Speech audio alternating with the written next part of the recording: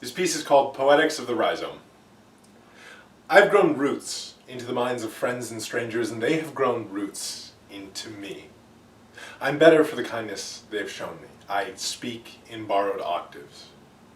I've learned that there is more life in the void of white wordlessness than there is in my hands.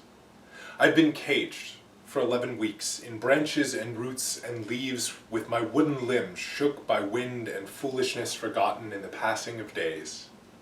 I learned how to break words and lines and the art so that you can hear me in the silence. I'm older than I was when the wind first blew. This canvas of word and white is not my canvas. It belongs to something older than the wind, something primeval, a history unwriting itself as it unfolds. This is the fuel for a quieter galaxy where the void has more to say than the stars. I am throat deep in soil, and this bloody land has everything but my voice. I must use it. I've learned that as an artist I must choose, and I've learned how to. There are less words on my tongue, but more fury in my teeth. I create art because art demands to be free of the tangle of my roots. Hi there, my name is John Coolidge, and I'm a spoken word poet in the Pacific Northwest. I'm also a student at Western Washington University, and this past fall I signed up for a poetry workshop called Poetics of the Rhizome. For a final project, I'm doing a set of Rhizome-inspired poetry with the topic of asking questions that I don't really know how to ask. I'm trying to find them, at least. Over the course of the quarter, we read an author named Will Alexander who wrote Towards the Primeval Lightning Field. Will Alexander wrote an incredibly difficult text, but as a spoken word poet, I had a great time with it. He uses lovely, enrapturing words in a way that shakes the room when they're read out loud, and I totally fell in love with his prose.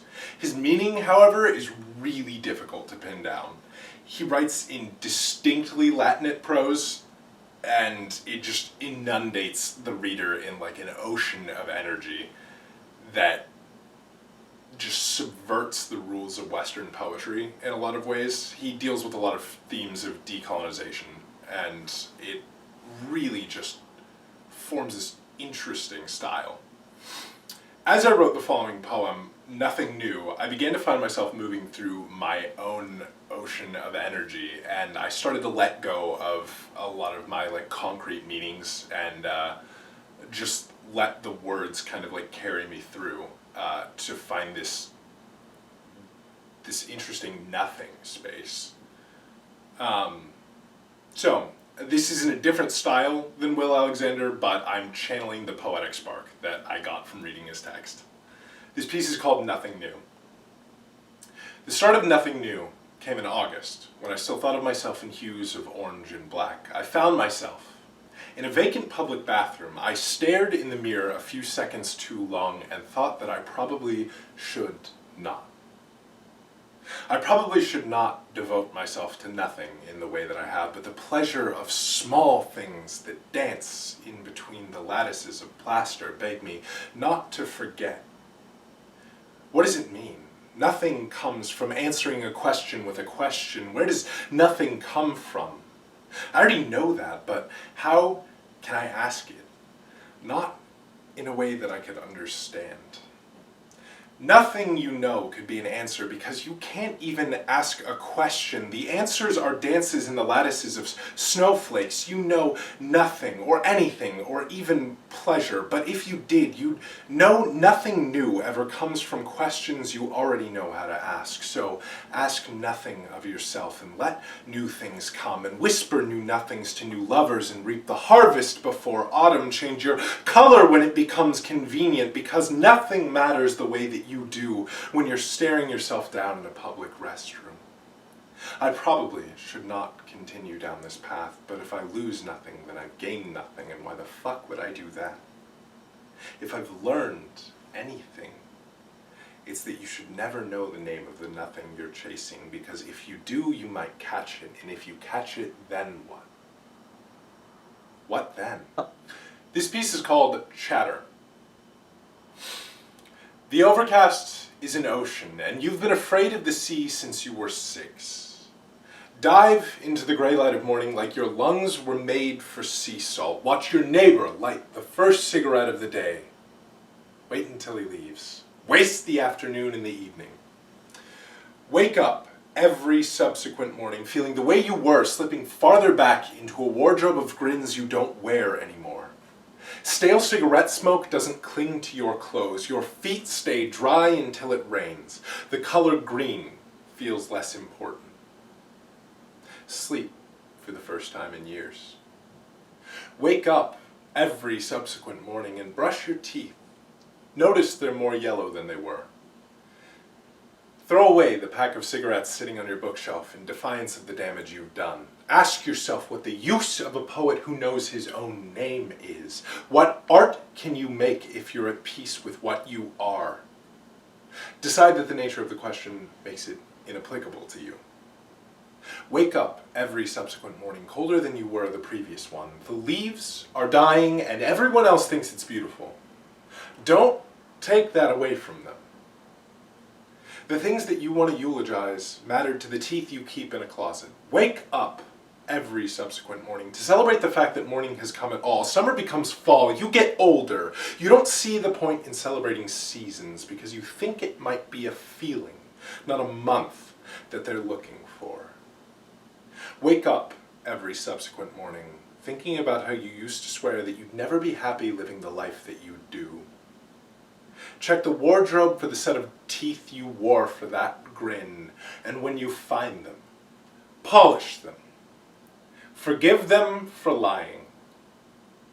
Wake up every subsequent morning smiling. Your teeth are chipped and dull. Your grin is wider than it should be, but that doesn't matter because it's finally cold enough to hear them chatter. This piece is called Nights, and it's an exercise in metonym. A bouncer flags me down on the street. I decline his invitation. A man tells me his name is Snoop. He asks for weed. He tells me his God blesses me as I hand him a joint. An alcoholic asks me if he has the right to give up on his brother. I tell him to keep trying so long as there is hope. He used to be a boxer. I'm sitting next to a man wrapped in blankets in an alley, speaking very broken Spanish, when a security guard approaches. He sits with us, and the man in the blankets prays for him. The bus is empty when she sits down next to me, and there is a hunger in her eyes to be taken seriously. She tells me that she saw angels, and that it drove her mad. This piece is called Nothing at All. In my dream, I was 25 years older, and my shoulders still carried the weight of all the thoughts that keep me up, and my muscles were tight enough that owls could perch there. They are not what they seek, and neither am I, nor am I what I seek, and that somehow seems to mean that my arms don't bend the way they did when I was still walking. I'm not alone here, but my partner is hiding himself in the way the air is distorted by the heat above the glass. If you can hear me, do not come. It is silent in the cream orange. It is desolate in the menthol blue. There is violence in the teal. I met a man in a train car once, Anthony. And I think that someday I will pass him on the street and think nothing. And what a great piece it should be to see Anthony and think nothing at all. If you can hear me, isn't that strange? I'm talking backwards, full of secrets and silent things that fold back into themselves and bloom like broken bone and welling blood at the edges of a tattoo you didn't want to share with your cousin and now never have. 25 years and you'll still hear, and so is he, but God forbid that you should ever meet, because he wouldn't love you like I think of owls and cry myself to sleep in my childhood bedroom being torn down by debtors. Wells Fargo was afraid of my mother, but she was terrified of the people who worked there. In the cream orange, if you go there, which you should not, but if you do, and you find a newspaper, do not check the date. I'm going to read a prepared statement here because this topic is a little difficult for me to talk about. couple of weeks ago, my professor asked us to read Garcia Lorca's theory and play of the Duende on a day that I was workshopping the poem Nothing at All with our group. Duende, as it's described in Lorca's text, is a dark energy harnessed by artists that taps into raw tragedy and death energy. It's juxtaposed with concepts like the muse and the angel, with the muse representing inspired work and the angel representing elegant, well-crafted technical beauty. As my poem was being workshopped, someone commented that Nothing at All was heavily influenced by Duende, and while this was a wonderful compliment, I don't believe that I entirely deserved it there. A friend of mine, Ryan, died in the December of 2013. A mentor of mine died a few months later, followed by a peppering of similar tragedies over the following years. I've written many, many poems in the memory of Marissa Elliott, but I've been anxious to write about Ryan. The way people responded to his death was deeply heartbreaking, and I was not as close to him as many of my friends were. My professor asked us to write a poem in memory of someone to try and evoke Duende in our work, and for the first time I decided that it was time to interrogate some of the things that I bottled up since that December. I'm afraid that this poem could open old wounds for some of my friends, but this work represents an essential truth of my character. It is one of the most personally painful pieces I've ever written, and I'd like to warn listeners that this piece has a content warning for suicide. This piece is called Arvod, or RVOD.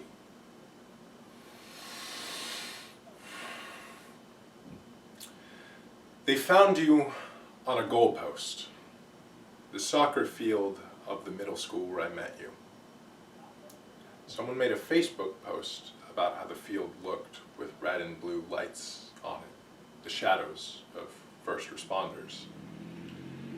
I read that post before I heard what happened. I read it again 2 days later. Someone was asking for it to be taken down. I've been thinking about questions that I didn't know how to ask but now do. I had a gun pressed against my chest by a man in the Wedgwood neighborhood of Seattle on December 20th.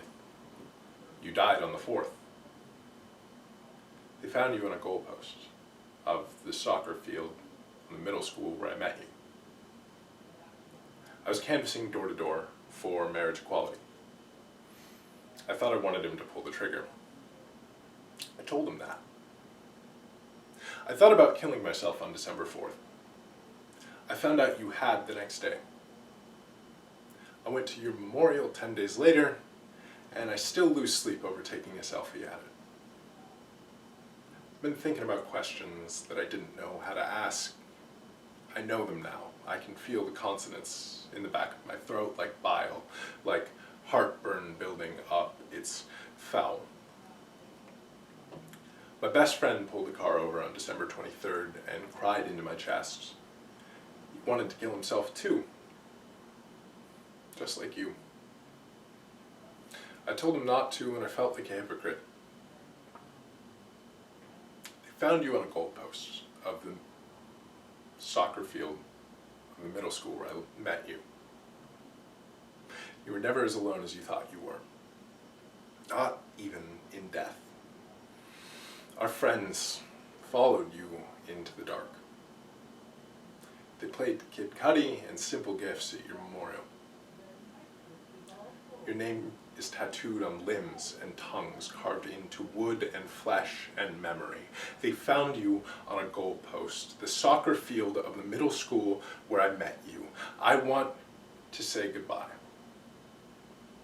Ryan Vanderveen or die. I wanted this to be an apology, but words like that are harder to choose, and I am not brave. But if I've learned from you, I learned that there are questions that I have to ask without expecting answers. Ryan, why the middle school?